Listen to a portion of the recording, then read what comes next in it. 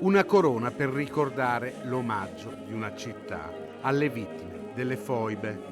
La cerimonia solenne davanti a Palazzo Moroni per commemorare il massacro di migliaia di esuli giuliano-dalmati avvenuto sul finire della Seconda Guerra Mondiale ad opera dei partigiani jugoslavi e il conseguente esodo di quelle popolazioni dopo la ridefinizione dei confini orientali italiani alla fine della Seconda Guerra Mondiale. I 350.000 esuli ricordavano tutti quanti gli italiani che la guerra si era conclusa con la perdita di una parte del territorio nazionale e con la rinuncia a determinati diritti che queste persone avevano.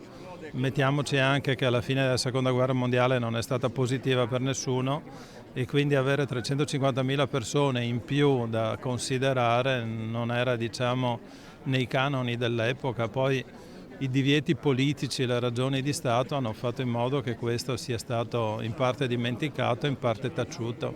Come ricordato anche dal Presidente della Repubblica Sergio Mattarella, il tema fece fatica ad entrare nel dibattito pubblico del secondo dopoguerra, diviso ideologicamente.